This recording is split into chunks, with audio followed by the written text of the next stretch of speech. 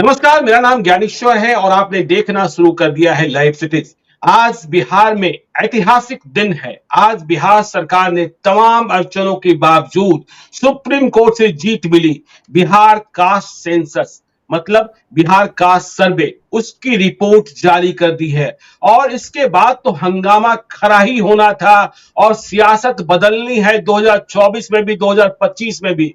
मेरे साथ दिल्ली से जुड़ रहे हैं देश के जाने माने जर्नलिस्ट अजीत द्विवेदी जी। अजीत जी, हिंदी फिल्मों का एक पुराना गाना है, पर्दे में रहने दो, पर्दा जो उठ गया तो भेद खुल जाएगा।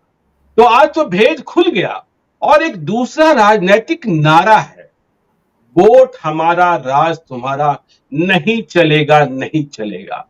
तो देखिए, आज बिहार कास्ट सेंसस की रिपोर्ट जारी हुई है और यह रिपोर्ट बिहार में बहुत कुछ आगे के दिनों में दिखाएगा। वोट की राजनीति में, सत्ता संग्राम में, 2024 की लड़ाई में, 2025 की लड़ाई में। लेकिन अजीत जी, हम इसे कई भागों में बांट रहे हैं। सवर्ण राजनीति पर चर्चा करना चाहते हैं। 2024 में सवर्णों का क्या होगा? जो रिपोर्ट आई है उसमें तो ये सवर्ण इतने कम निकले हैं। 4 जातियां, कास्ट, लाला, इनकी संख्या बिहार में मात्र 7,85,771 है। यदि हम प्रतिशत में बात करें तो 0.6011। ब्राह्मण, देखिए, ब्राह्मणों के बारे में कहा जाता था कि ये जो हैं राजपूत से कम हो सकते हैं, लेकिन ये राजपूत से अधिक निकले हैं और सवर्णों में सबसे अधिक निकले हैं। 47,81,280, 47,81,280। परसेंटेज में बात करें तो 3.6575। भूमिहार, बहुत ही मजबूत जाति, दबंग जाति, सबसे आगे रहती है। इनकी संख्या 37,50,886, 37,50,886। परसेंटेज में बात करें तो 2.8693। राजपूत, अभी देख ही रहे हैं लड़ाई चल रही है आनंद मोहन सिरमौर बनने के लिए, तो राजपूत हैं 3.45%। संख्या में बात करें तो 45,10,733। तो देखिए, कुल हम अनारक्षित की बात कर ले जिसमें मुस्लिम सवर्ण भी आएंगे और भी कुछ जातियां आ जाएंगे, सवर्णों की बात तो अलग है, तो ये 15% है। बाकी जो कास्ट सेंसस की रिपोर्ट आई है वो कहती है कि बिहार में पिछड़ा वर्ग जो है वो 27.12% है, अत्यंत पिछड़ा वर्ग 36.014% है, अनुसूचित जाति 19% है, 19.65, अनुसूचित जनजाति 1.68। तो देखिए, यदि हम सवर्णों की बात करें तो अजीत जी, लगता है आगे आने वाले दिनों में बिहार में भूमिहार, राजपूत, ब्राह्मण कास्ट को किसी भी कुर्सी का, मुख्यमंत्री की कुर्सी का सपना तो भूल ही जाना चाहिए, दिन में भी नहीं देखना चाहिए। डॉक्टर श्रीकृष्ण सिंह का जमाना चला गया, विनोदानंद झा का जमाना चला गया, केदार पांडे, विदेशी दुबे, भागवत झा आजाद, सत्येंद्र नारायण सिन्हा, तमाम चंद्रशेखर सिंह, अब कोई सपना तो न देखें। और यह जो आज कास्ट सेंसस की रिपोर्ट जारी हुई है, नीतीश कुमार और लालू यादव ने मिलकर बीजेपी के सामने कितनी बड़ी चुनौती पेश कर दी है। ज्ञानेश्वर जी, आपने जो अभी कहा उसके 2-3 पहलू आपने अपने आंकड़ों में बता दिए। आपके सवालों में भी 2-3 पहलू आ गए। एक तो कि सवर्ण राजनीति क्या होगी, अब क्या सपना देखना बंद कर देना होगा। दूसरा, बीजेपी के लिए क्या बड़ी चुनौती खड़ी हुई है। और तीसरा कि बिहार की राजनीति अब किस तरह से बदलेगी, किस दिशा में जाएगी, क्या दशा होगी बिहार की राजनीति की। बिल्कुल। सबसे पहले इस बात से शुरू करें तो बिहार की राजनीति की दिशा पहले से इसी तरफ जा रही थी। पिछले 33 साल से लालू प्रसाद और नीतीश कुमार का राज है। बीच में 1 साल आप छोड़ दें, जब जीतन राम मांझी मुख्यमंत्री हुए थे, तब भी असली सत्ता ताकत कहां थी वो आपको पता है। तो ये 33 साल से असल में बिहार की राजनीति डॉक्टर जगन्नाथ मिश्रा जिस समय हटे उसी दिन से बदल गई, जब मंडल कमीशन की रिपोर्ट लागू हुई, या उसके पहले जनता दल चुनाव जीता और लालू प्रसाद यादव मुख्यमंत्री बने थे। तो दिशा तो वही रह, दिशा तो वो दिशा पकड़ चुकी है बिहार की राजनीति, और अब उसी दिशा में बढ़ेगी आगे राजनीति। दशा ये होगी कि जो थोड़ी बहुत भागीदारी जो इधर उधर से दिख रही है सवर्ण जातियों की, या किसी तरह से मैनिपुलेट करके पॉलिटिक्स में अपनी प्रासंगिकता बनाए रखने का काम जो किया है अभी तक सवर्ण नेताओं ने, अब वो भी नहीं होगा। ये पर्दा जैसे हटा है, उसके बाद अब जी। वो भी नहीं। अब एक हम्म, प्रतीकात्मक रूप से होता है ना कि भारतीय जनता पार्टी के अध्यक्ष कभी भूमिहार हो गए, कभी ब्राह्मण हो गए, कभी राजपूत हो गए। आपने देखा होते रहे थे, मंगल पांडे, राधा मोहन सिंह, ये सब लोग, सीपी ठाकुर, सब लोग अध्यक्ष रहे। कांग्रेस के अध्यक्ष अभी भी ब्राह्मण भूमिहार जाति से आते हैं। अब ये भी नहीं होगा। अब इन पार्टियों के सामने भी एक मजबूरी होगी कि अगर आप जो बहुलता वाली जातियों की राजनीति करना चाहते हैं, आप मास पॉलिटिक्स करना चाहते हैं, तो आपको इग्नोर करना होगा इन जातियों को। जो प्रत्यक्ष राजनीति होगी, पर्दे के पीछे की भूमिका तो किसी की रह सकती है, उसमें कोई ऐसी जी। चीज नहीं है, लेकिन जो प्रत्यक्ष राजनीति होगी उसमें भूमिका अभी जितनी है उससे भी कम होगी। और ये सभी पार्टियों में कम होगी, क्रमशः कम होती जाएगी। 24 में कुछ कम होगी, उसके आगे और कम होती जाएगी। तो प्रासंगिकता बनाए रखने के लिए बड़ी मेहनत करनी होगी, अलग तरह की तिकड़में करनी होंगी, जो होगी ही, निश्चित रूप से होगी। जी। जो दिशा है, दशा है, वो बदलेगी। इसलिए ज्ञानेश्वर जी, आप देखिए, ये पहले से इस बात का अंदाजा था कि बिहार में अत्यंत पिछड़ी जातियां ज्यादा हैं और पिछड़ी जातियां उनके मुकाबले थोड़ी कम है। वो इस आंकड़े में भी आ ही रहा है। आरक्षण जी। का प्रावधान भी इसी तरह से है बिहार में। अत्यंत पिछड़ी हम्म। जातियों के लिए 18% और पिछड़ी जातियों के लिए 12%। नहीं, अजीत जी टोटल। यहाँ रोकते हैं, अजीत जी यहाँ रोकते हैं। अत्यंत पिछड़ी जाति और पिछड़ी जातियों की बात करने के पहले देखिए, बिहार के सवर्णों को ये लगता था जब विजय कुमार सिन्हा नेता प्रतिपक्ष बन जाते थे या बिहार विधानसभा के अध्यक्ष बन जाते थे, या भाजपा की जो रीति नीति रही है कि जो अति पिछड़ी जातियां हैं, ओबीसी हैं, वो जातियां तो सभी प्रदेशों में अधिक रही है। बावजूद इसके देखा आपने कि उत्तर प्रदेश के चुनावी नतीजे जैसे ही आए, योगी आदित्यनाथ ठाकुर, उन्हें मुख्यमंत्री बनाया गया। तो बिहार के सबन जातियों के जो नेता हैं, उन्हें भी लगता था कि यदि हम भाजपा के साथ रहेंगे, ये मतदाताओं को भी लगता था कि यदि हम भाजपा के साथ रहेंगे तो मौका मिलेगा। लेकिन आज बिहार कास्ट सेंसस की रिपोर्ट के बाद क्या बीजेपी इतनी हिम्मत कर पाएगी जिस प्रकार की हिम्मत उसने यूपी में की थी? बिहार और यूपी में बहुत फर्क है अजीत जी। तो वही मैंने अभी कभी कहा ज्ञानेश्वर जी कि अब जी। वो जो भी प्रतीकात्मक भूमिका भी जो दिख रही थी, वही हमने कहा कि जो अध्यक्ष भी बनाए जाते थे, या अभी आपने बताया कि विजय सिन्हा नेता प्रतिपक्ष हो गए, तो इस तरह की भूमिकाएं, जो प्रतीकात्मक भूमिका है, वो भी नहीं मिलने वाली है। जी। क्योंकि पार्टियों को उन बहुलता वाली जातियों की राजनीति करनी है। अगर कोई आदमी, अगर ये दिख रहा है किसी पार्टी को कि पिछड़ी जातियों में हमारे लिए कोई स्पेस नहीं है, मान लीजिए बीजेपी को ये समझ में आता है कि पिछड़ी जातियों के पिछड़ों में सबसे बड़ी जाति 14% आबादी के साथ यादव है, तो वहां जी। से उसके नेता लालू यादव, उनका परिवार है, तेजस्वी यादव है, वो वोट हमको नहीं आना है। कुर्मी के नेता जो 2%, 2.86% कुर्मी है बिहार में, उसके नेता नीतीश कुमार हो गए। कोयरी के नेता एक बीजेपी ने आगे किया हुआ है, लेकिन वो उसकी भी पार्टियां हैं ही अपने राज्य में। उपेंद्र कुशवाहा उसके नेता थे। तो अब जी। लगेगा कि मान लीजिए कि अब हमको ऐसे पॉलिटिक्स करनी चाहिए कि 19% दलित हैं, तो हम दलित को पकड़ते हैं, दलित की पॉलिटिक्स करते हैं। तो उस हर राजनीति जो है ना, अब इस तरह की होगी। कोई कांग्रेस पार्टी हो सकता है कोशिश करे कि 17.7%, लगभग 18% मुसलमान है, तो हम मुसलमान की राजनीति करते हैं। तो हम क्यों ब्राह्मण भूमिहार अध्यक्ष बनाएंगे, हम क्यों नहीं मुसलमान अध्यक्ष बनाए, उसकी कुछ का कुछ वोट आए। तो जाति का ये जैसे 10.5, मतलब 10.5% आबादी है हिंदू अगड़ों की, तो अब उनकी राजनीति में क्यों पूछ रहनी चाहिए? 10.5% वोट पर आपकी तो पूछ ऐसे ही कम होनी ही है, क्योंकि ये आंकड़ा अब सामने आ गया। पहले था कि 15% आबादी है, तो लोग ये नहीं समझते थे कि उसमें मुस्लिम अगड़े भी शामिल है। 15% जी। आबादी माना जाता था, और हम सब लोग ये मानते थे कि बिहार का जब बंटवारा हुआ है तो थोड़ी आबादी बढ़ी होगी, फॉरवर्ड्स की 20% हो जाएगी। लेकिन यहाँ तो उल्टा हुआ, यहाँ तो 10.5% आबादी रह गई। तो 10.5% आबादी में वो भी सारे जो अगड़े हैं, वो सब अपने अपने हिसाब से बटे हुए हैं। सब अपनी अपनी राजनीति अलग करते हैं। कोई किसी एक दल या एक व्यक्ति के पीछे उनको चलाना मुश्किल है।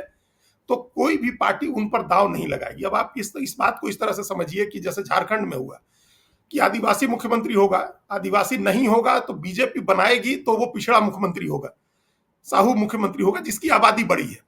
तो वो जी। बिहार में वो दौर चल रहा है 33 साल से। आगे यही दौर चलेगा कि यादव मुख्यमंत्री हो गया, नहीं तो कोयरी कुर्मी हो गया, नहीं तो कोयरी मुख्यमंत्री होगा, नहीं तो कोई दूसरा अति पिछड़ी जाति है जिनकी आबादी 3%, 4% है, धानुक, कहार, ये मतलब चंद्रवंशी जो हैं, और तेली, इन सब कुशवाहा। जातियों की 2% से ज्यादा है। तो इनके भी जी। नेता अब सोचेंगे कि हम बने, चूंकि एक 36% आबादी अति पिछड़ों की है, हम उसमें आते हैं।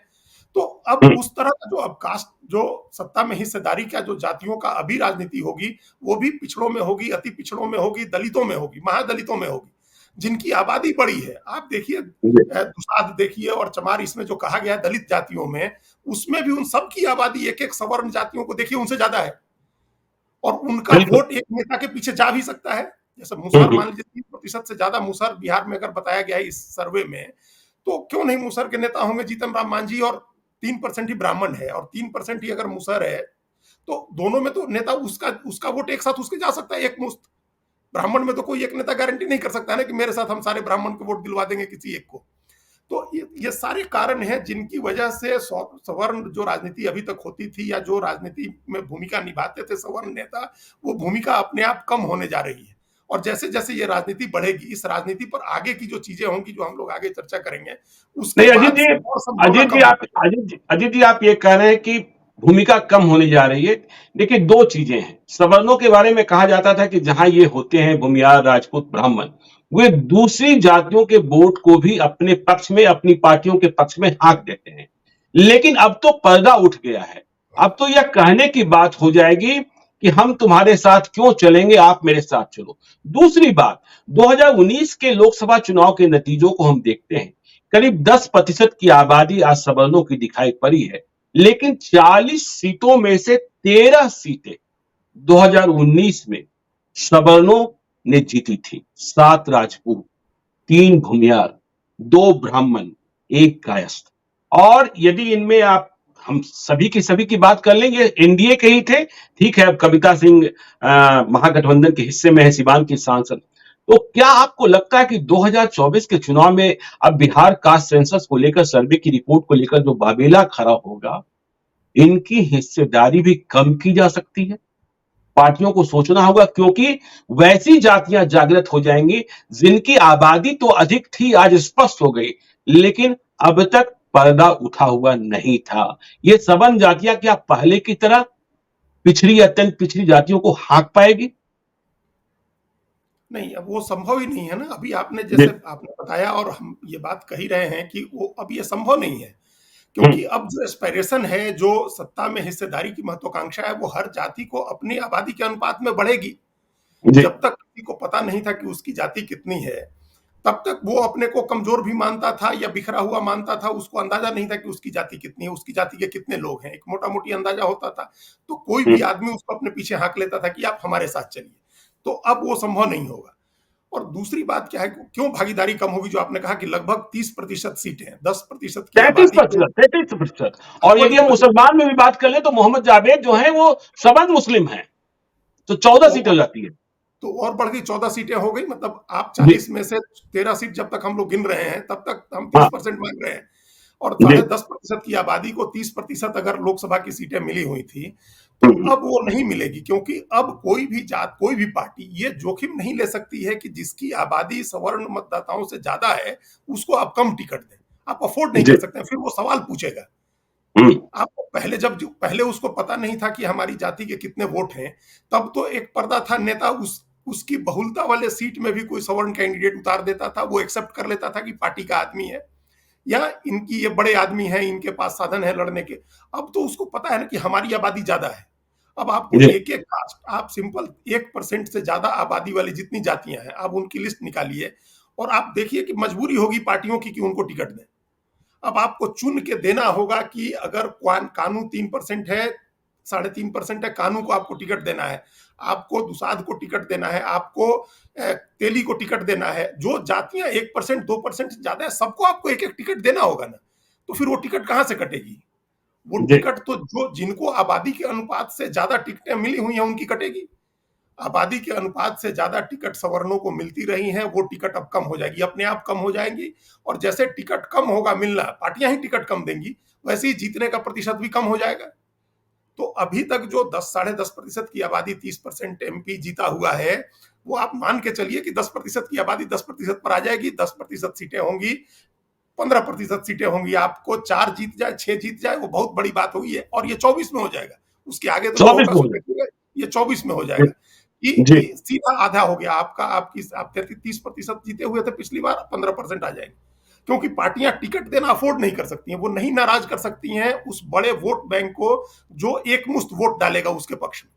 जो पार्टी अति पिछड़ा की राजनीति कर रही है, पिछड़ा की राजनीति कर रही है, वो अफोर्ड नहीं कर सकती है वो नाराज करना उन मतदाताओं को जिनकी आबादी, जिनका वोट 2% है, 3% है, 4% है, अति पिछड़े जाते हैं, महादलित हैं, दलित हैं, पिछड़े हैं, उनको नाराज नहीं कर सकती हैं पार्टियां।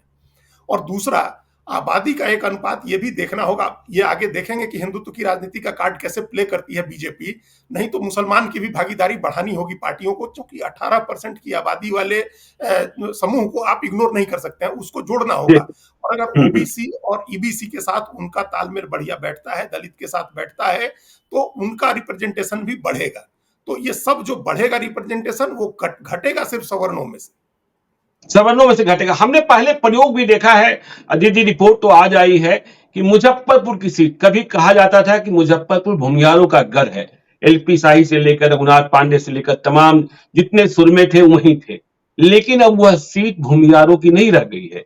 वहां अजय निषाद जीतते रहे हैं, जीते हुए हैं। पहले कैप्टन जनरल निषाद ने चुनाव जीता, जॉर्ज फर्नांडिस ने चुनाव जीता। 2019 में ही हमने देखा जहानाबाद, जिसे भूमिहार अपनी राजधानी मानते हैं, लेकिन वहां जेडीयू ने नया प्रयोग किया चंदेश्वर चंद्रवंशी को अत्यंत पिछड़ी जाति से। लड़ाई हुई सुरेंद्र यादव से, आरजेडी के सुरेंद्र यादव से, और भूमिहारों की अस्मिता को लेकर खड़े हो गए अरुण कुमार। लेकिन अरुण कुमार तीसरे स्थान पर करीब करीब 50,000 मतों में सिमट गए, जबकि आबादी बड़ी थी। तो ये तो जो है, अब तो और भी यह आग जो है पिछड़ों में, अति पिछड़ों में हिस्सेदारी को लेकर, सत्ता में हिस्सेदारी को लेकर बढ़नी है। दूसरा सवाल यही हम ले लेते हैं कि नीतीश कुमार लालू यादव का कास्ट कार्ड, बीजेपी का हिंदू कार्ड, कितना काम आएगा, किसके हिस्से कितनी सफलता मिलेगी?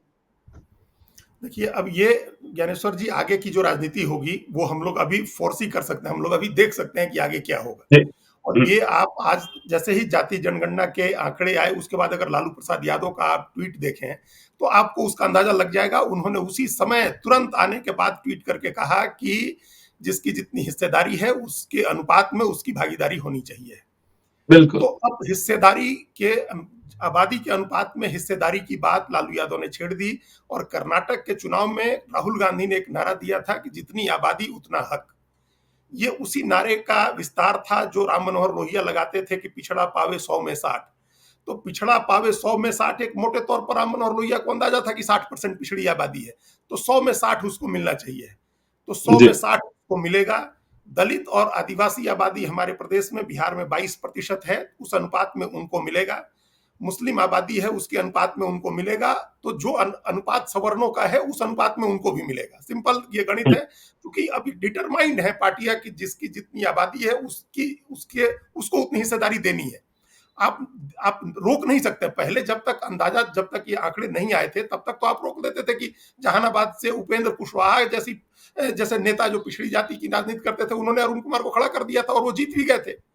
अब आप ये अफोर्ड नहीं कर सकते हैं। अब वहां लड़ाई भूमिहार, आपने बताया भूमिहार जहानाबाद से अरुण कुमार जीत गए, अरुण कुमार जीत गए थे 14 में। उपेंद्र कुशवाहा ने उनको टिकट दे दिया था, पिछड़ी जाति के नेता थे, अरुण कुमार को टिकट दे दिया था और वो जीत गए थे। लेकिन अब नहीं हो सकता। अब वही लड़ाई होगी कि चंद्रवंशी वर्सेस यादव होगा।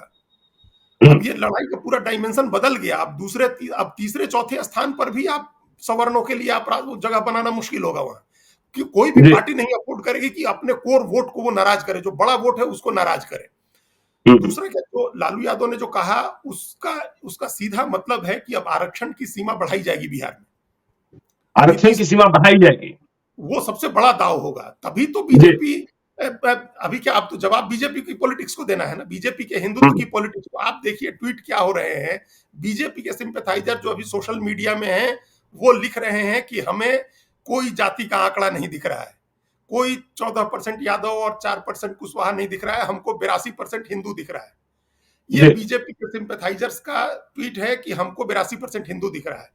तो अब बीजेपी 82% हिंदू की राजनीति करेगी, उसमें भी छद्म रूप से वो अपना वो हिंदुत्व के साथ साथ काट जाति का खेलेगी।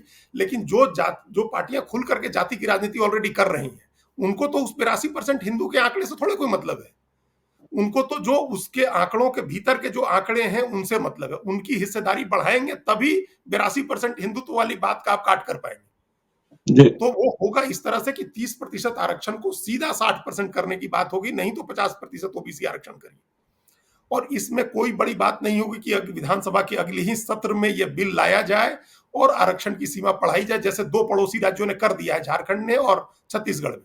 छत्तीसगढ़ जी। में अभी 76% आरक्षण लागू है और झारखंड में 77% आरक्षण है। और ये आरक्षण इसी तरह किया गया है कि उसने जैसे आदिवासी आबादी ज्यादा है तो 32% आदिवासी को आबादी आरक्षण दे दिया छत्तीसगढ़ में। यहाँ 36% मान लीजिए कि अन्य अत्यंत पिछड़ी जातियां हैं, तो आप कहिए कि 30% उनको और 20% पिछड़ी जाति को 50% आरक्षण देंगे। अच्छा, बिहार हमको लगता है कि पहला या दूसरा ही राज्य होगा या एक ही दो राज्य होंगे जिसने निजी क्षेत्र में भी आरक्षण के लिए कानून बनाया हुआ है। तो निजी क्षेत्र में आरक्षण कर दिया, न्यायपालिका में आरक्षण करिए, निजी क्षेत्र में आरक्षण करिए, आरक्षण की सीमा बढ़ा करके 75% करिए। ये इसके आगे की पॉलिटिक्स, जो इस आंकड़े पर आगे जो पॉलिटिक्स होनी है वो ये है।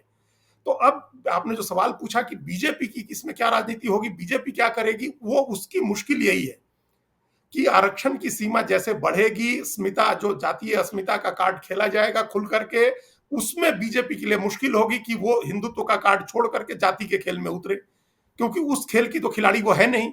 उसके पास ले दे करके जो चेहरा है लोकसभा चुनाव के लिए वो प्रधानमंत्री नरेंद्र मोदी का है, जो अत्यंत पिछड़ी जाति से आते हैं, जो घाची उनके यहाँ की जाति है, जो हमारे यहाँ तेली 2% से ज्यादा की आबादी है।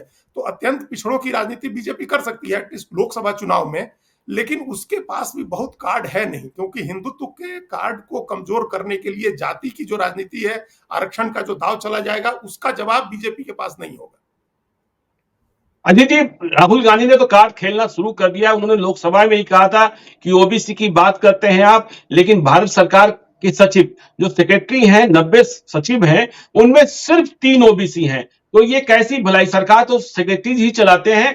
तो ये कार्ड जब बढ़ेगा तो अब तो बिहार में आग लगी है और राहुल गांधी या यूं कहें कि इंडिया अलायंस ही मांग कर रहा है कि पूरे देश में जातीय जनगणना हो। जो आप आगे जा जनगणना कराने की बात करें, सेंसस की बात करें, उसमें जात को शामिल करें। क्योंकि देखिए, ऐसे भी हम मानते हैं कि धर्म को तो आप बदल सकते हैं, जाति के साथ तो हम पैदा होते हैं और जाति कभी बदली नहीं जा सकती है। तो ये मुश्किल तो बीजेपी के लिए आ रही है और लालू नीतीश से लड़ना थोड़ा सा मुश्किल होता जा रहा है, क्योंकि पहले से ये ओपिनियन पोल्स आ रहे हैं कि बिहार में इंडिया अलायंस को बढ़त है। कांग्रेस पार्टी, देखिए कांग्रेस पार्टी तो बीजेपी से जब लड़ेगी तो किस तरह से लड़ पाएगी, वो कांग्रेस को सोचना होगा। बिहार में कांग्रेस तो है नहीं फोर्स, तो जी। राहुल गांधी की पॉलिटिक्स दूसरे राज्यों में चलेगी, जैसे मध्य प्रदेश है, छत्तीसगढ़ है, अभी जहां चुनाव है, राजस्थान है, इन राज्यों में कांग्रेस का वो दाव चलेगा जो राहुल गांधी चल रहे हैं। लेकिन जी। वहां राहुल गांधी को और कांग्रेस पार्टी को बहुत जवाब देने होंगे। इस हम्म। तरह के भी आंकड़े सभी अखबारों में छप रहे हैं कि जब कांग्रेस की मनमोहन सिंह की सरकार थी तब भी 2 ही 3 सेक्रेटरी ओबीसी होते थे। जी। तो उनको जवाब देना होगा कांग्रेस पार्टी को। हम्म। लेकिन लालू यादव और नीतीश कुमार को किसी को जवाब नहीं देना है। लालू यादव और नीतीश कुमार इस खेल के सबसे बड़े, सबसे मंजे हुए खिलाड़ी हैं। जो पिछड़ी अस्मिता की राजनीति है पिछले 30-32 साल से, 33 साल से जो हो रही है, उसका प्रतिनिधि चेहरा है लालू यादव और नीतीश कुमार। उसके अलावा जो 2 बड़े चेहरे थे वो दोनों अब इस दुनिया में नहीं है, मुलायम सिंह यादव और शरद यादव। वो जी। दोनों अब इस दुनिया में नहीं है। उसके बाद हम्म। भूमंडल की राजनीति के जो मुख्य चेहरे 2 लोग थे, जो पिछड़ी जातियों के मसीहा की छवि जिन लोगों की रही है, और इन दोनों ने साझा तौर पर जाति जनगणना का काम शुरू कराया है। भारतीय जनता पार्टी के तमाम विरोध के बावजूद जाति जनगणना कराई है।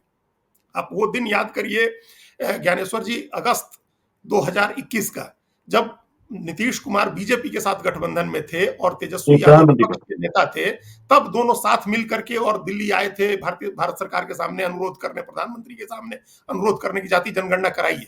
और उनको उस समय जाति जनगणना कराने की अनुमति नहीं मिली थी और तब साझा प्रेस कॉन्फ्रेंस की थी नीतीश कुमार और तेजस्वी यादव ने।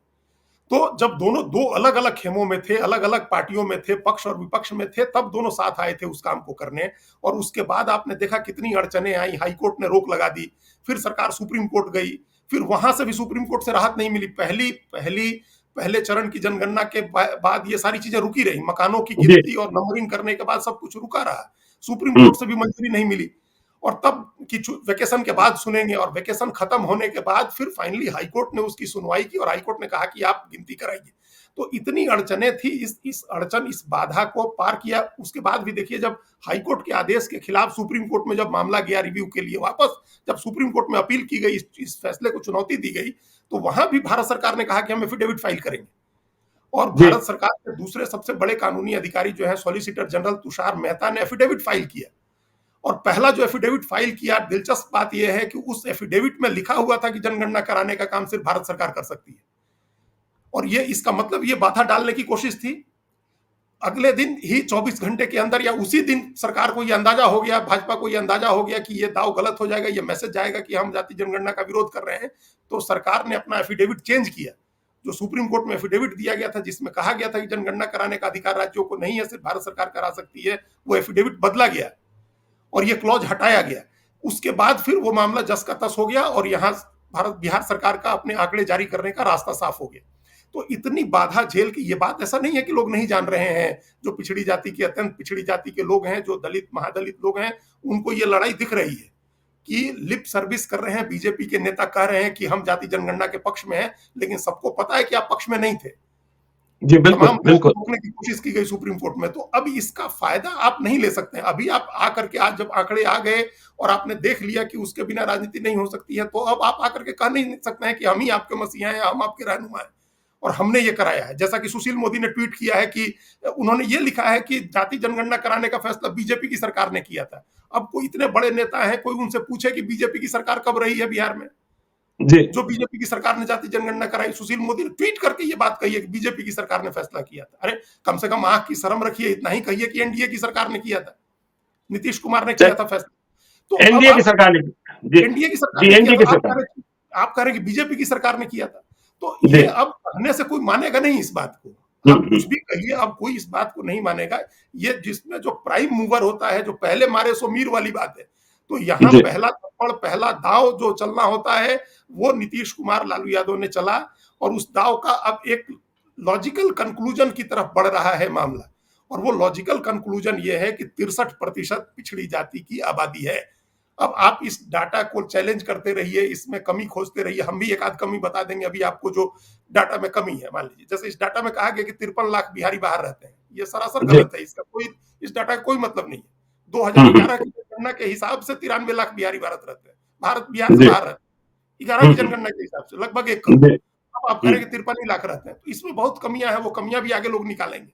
लेकिन जी राजनीतिक रूप से जो महत्वपूर्ण बात है ज्ञानेश्वर जी, वो ये है कि 63% ओबीसी आबादी है। पिछड़ा पावे 100 में 60 का आंकड़ा सामने है कि वो 100 में 60 पाएगा, 100 में 20 अनुसूचित जाति जनजाति का आदमी पाएगा, 22, उसके बाद बचे हुए में जिसको जो चाहिए वो लेता रहे। ये हिसाब है और यही राजनीति होगी। अभी आगे पूरी राजनीति यही इसी लाइन पर जाएगी। चलिए, राजनीति तो इसी हिसाब से होगी। अजीत जी, आज महात्मा गांधी का अवतरण दिवस है, राष्ट्रपिता बापू का।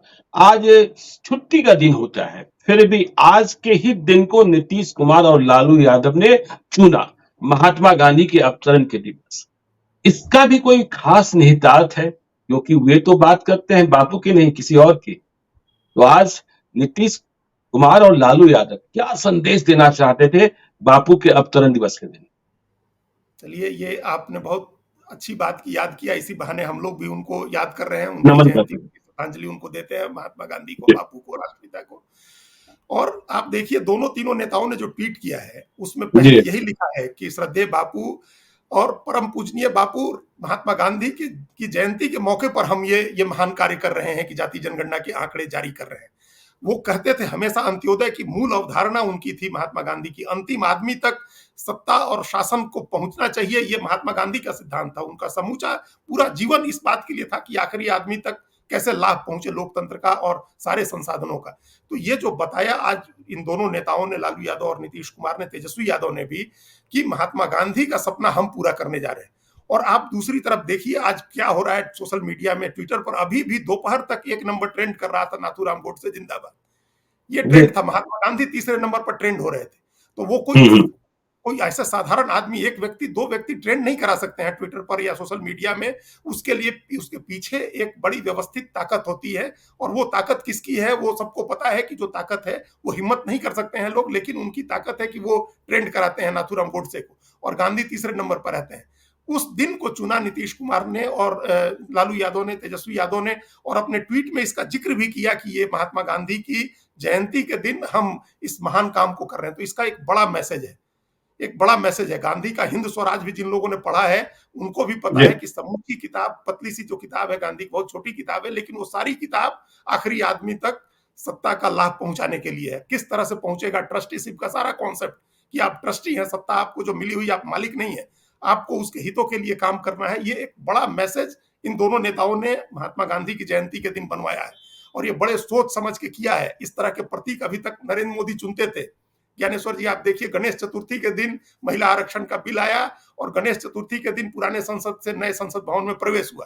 तो एक धार्मिक प्रतीक का इस्तेमाल करके उन्होंने ये काम किया था, और कहा भी गया, बार बार इसका जिक्र किया गया, एक महान राष्ट्रीय प्रतीक का इस्तेमाल किया है नीतीश कुमार और लालू यादव ने। और अब ये जो इससे जो राजनीति की दिशा बदलेगी ज्ञानेश्वर जी, वो सिर्फ बिहार की दिशा तो हमने पहले कहा कि पकड़ चुकी है, इसी रास्ते पर है। पूरे देश की राजनीति की दिशा बदलेगी इससे। पूरे देश में जाति जनगणना की मांग होगी, और जो भी सत्ता में रहे उसकी मजबूरी होगी कि वो जातियों की गिनती कराए, उसकी मजबूरी होगी कि जातियों की आबादी के अनुपात में उनको हिस्सेदारी दे, और वो हर पार्टी को ये करना होगा, पूरे देश में करना होगा, हर राज्य में करना होगा। ये इसका सबसे बड़ा मैसेज है।